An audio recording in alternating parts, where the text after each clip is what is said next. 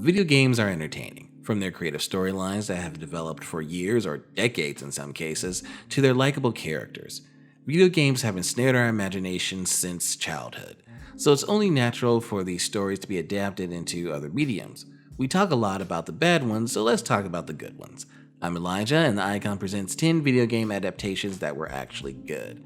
For this list, we will be including film, TV, short films, and even a couple fan-made films on this list. And since you're here, why don't you show your support by liking and subscribing? We are trying to get to 1,000 subscribers, and we are super close. We're less than 25 away. Thank y'all. Number 10. Super Mario Castle Crushers. The first fan-made video on the list, Super Mario Castle Crushers, is a story on how, now get this, Bowser tries to kidnap Princess Peach. Despite the fact that there's close to no voice acting, what is there seems to be audio clips from the game, the short is funny.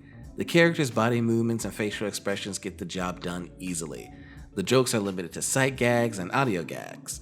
I'm pretty sure they imply at one point Mario's nose gets stuck inside Princess Peach's vagina, but I'm not one to judge because I laughed at that part. The animation and character models are solid. There's some clipping issues here and there, and some of the walking animations seems to be a bit off, but other than that, it feels like something you'd see on Cartoon Network. And then there's the fight scenes. Heavily inspired by shonen anime fights, the fight is fluid, clean, and hilarious. All in all, if you like Mario, then you should check this out. Number 9. Street Fighter II: The Animation. This movie is based off the game of the same name. It's pretty darn good. But how could you go wrong with Alice in Chains on your soundtrack? The plot and dialogue are lacking, but that's not really why you watch a Street Fighter movie. You watch it to see people beat each other up, and the action scenes to make up for everything else. And then there's Chun-Li and her infamous shower scene, and fight scene in her underwear. And I don't care who you are, everyone likes the fight scene between Chun-Li and Vega while she's in her underwear. If you're a complete perv, you're like, ooh, naked lady. That includes ladies too, mind you. I know at least 3 women who have discovered things about themselves because of this scene. But if you're a person of culture like myself, you like this scene because Chun-Li straight up throws a couch at Vega. The animation is lovely and fluid. You feel the weight of each punch, and it's just a joy to watch. Number 8. Street Fighter Assassin's Fist. It originally aired on YouTube, and it's a mini-series that follows Ken and Ryu in the early days of their training in Japan. The story follows the two as their relationship grows and they learn what would become their trademark techniques. There's also a secondary story about Akuma and Goken that mirrors Ken's and Ryu's. The fights are decent, even if the wardrobe can be a bit cheesy at times. The story is actually really good here, and the great chemistry between the two actors playing Ken and Ryu make their friendship all that more believable. And if you're a Street Fighter fan, it's fun to catch all the references and Easter eggs hidden throughout the movie. Number 7. Resident Evil Degeneration. The first movie in the CGI Resident Evil trilogy, this was kinda meant to bridge the gap between Resident Evil 4 and 5. Whereas the other 2 movies were good, their action was kinda too over the top at points. However, the action here is just the right amount of crazy not to pull you out of the film. This is at a time where Resident Evil was focusing more on action than horror, so don't expect too many scares throughout the movie. But it's enjoyable anyway. It stars Claire and Leon stuck in an airplane terminal after a T-virus outbreak. The action is fun and cool while still feeling like Resident Evil.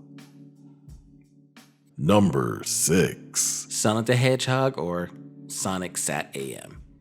This was my Saturday morning as a kid. It had an amazing theme song, and it was less ridiculous than the other Sonic show that was on at the time. It had a darker, more serious tone than the game, which would eventually be carried over into the comic. The characters and storylines were intriguing. In this version, Dr. Robotnik had taken over, and Sonic is pretty much considered a terrorist. Sonic and the other freedom fighters fight against Robotnik and his army of evil robots. And mind you, Robotnik is scary, like really scary. Also, honorable mention to Sonic Mania Adventures. It more closely depicts the game using the same sound and environments, and it's hilarious. Check it out if you haven't. Number 5. Final Fantasy XV Queensglaive.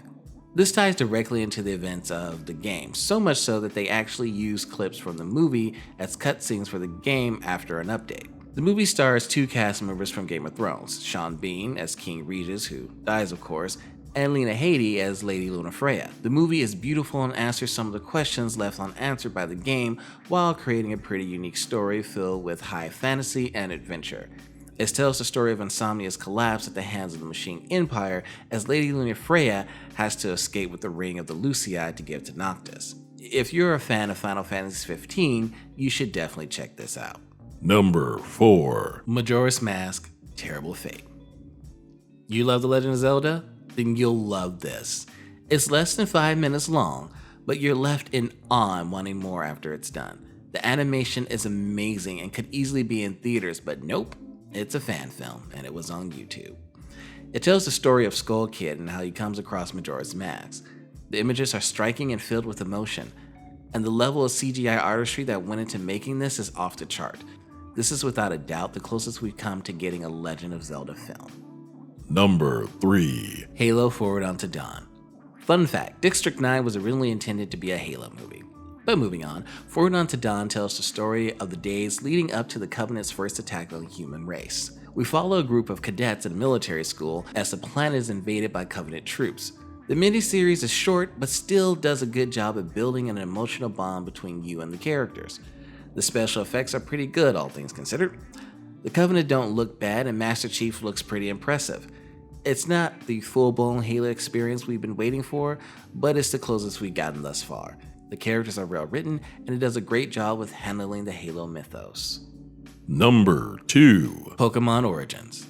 If you're a fan of anime, this is kind of like the Full Metal Alchemist Brotherhood of Pokemon.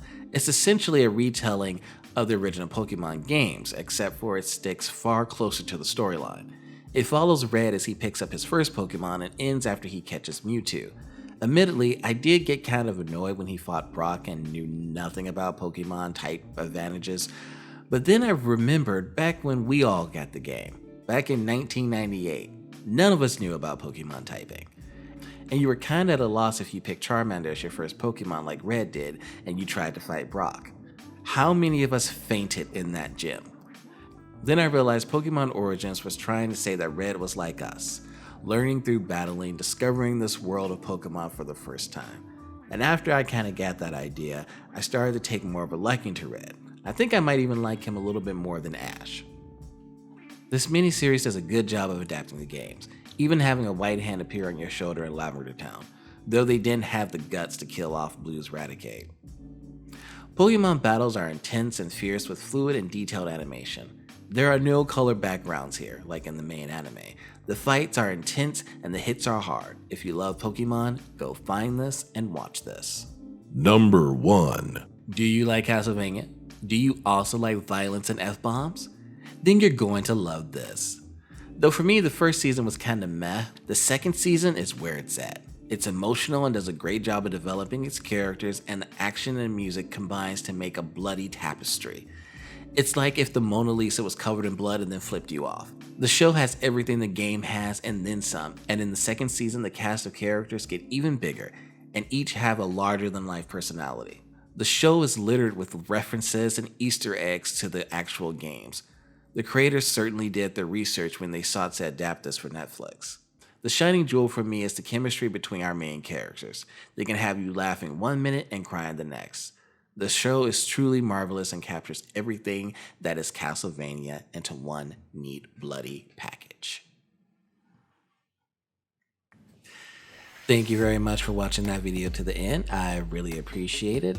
And I would also appreciate it if you could give us a like, share, and a subscribe. It'll really help us out. We want to continue to do these videos daily, and we're on our quest to get to 1,000 subscribers. So I would really appreciate it if you could help us.